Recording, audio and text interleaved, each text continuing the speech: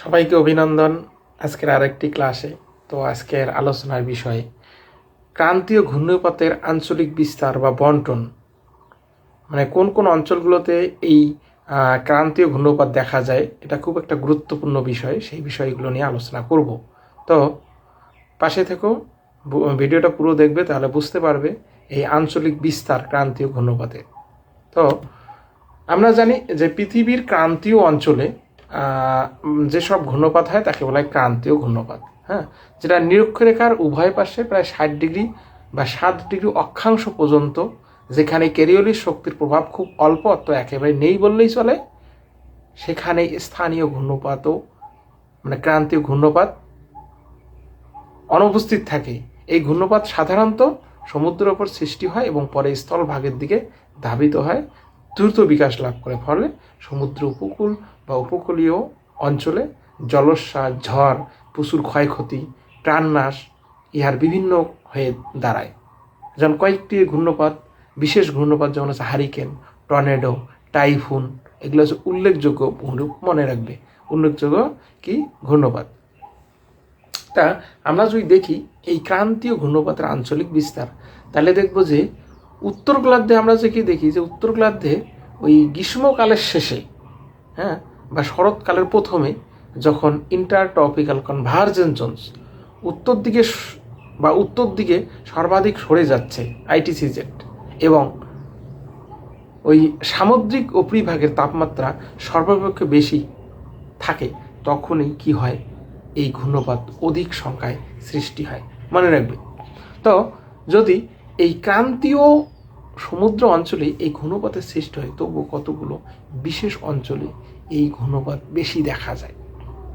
এই অঞ্চলগুলোর মধ্যে যেমন হচ্ছে উত্তর আটলান্টিক মহাসাগরীয় বা মহাসাগরের দক্ষিণ ও পশ্চিমাংশ, যেমন হচ্ছে কেপটাপ দ্বীপ অঞ্চল বা ভারতীয় দ্বীপপুঞ্জ, ফ্লোরিডা আমেরিকা যুক্তরাষ্ট্রের বা যে দক্ষিণ আটলান্টিক উপকূলীয় অঞ্চল বা পশ্চিম ক্যারিবিয়ান সমুদ্র, মেক্সিকো উপসাগর, হ্যাঁ, এইসব অঞ্চলে দেখা যায়।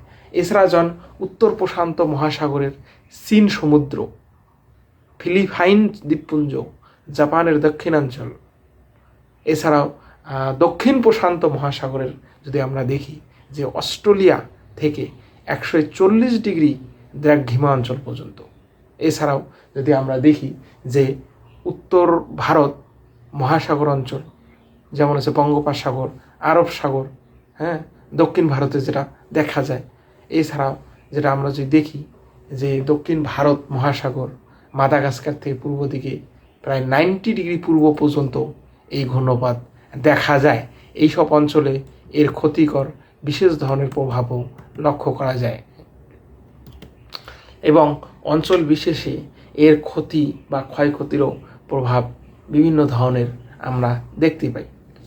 তো এই ক্রান্তীয় ঘূর্ণপাতের এই সব জায়গায় আমরা দেখতে পাই। এছাড়াও আরও অন্য অন্য জায়গায়ও এর সময় বিশেষে অনেক সময় দেখা যায়, বিশেষ করে কোস্টাল অঞ্চলগুলোতে বা উপকূলীয় অঞ্চলগুলোতে এই ঘূর্ণিপাতের প্রভাব দেখা যায়। তবে আমরা যেটা দেখি যে উত্তর আটলান্টিক মহাসাগরের দক্ষিণ ও পশ্চিমাংশ বা আমেরিকা যুক্তরাষ্ট্রের যে দক্ষিণ আটলান্টিক উপকূল অঞ্চল বা পশ্চিম ক্যারিবিয়ান সমুদ্র, এগুলোর মধ্যে সবচেয়ে বেশি দেখা যায় এবং সবচেয়ে শক্তিশালী এই ঘূর্ণপাত হয়ে থাকে।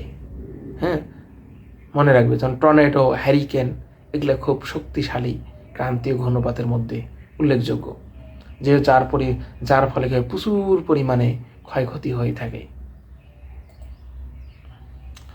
ভারত মহাসাগরে আমরা যদি দেখি, উত্তর ভারত মহাসাগর অঞ্চলেও, যেটা বঙ্গোপসাগরে, ভারত বা আরব সাগরের উপকূলবর্তী অঞ্চলে, যেটার প্রভাব ইন্ডিয়া, দক্ষিণ ভারত, মধ্য ভারতে প্রভাব বিস্তার লক্ষ্য করা যায়।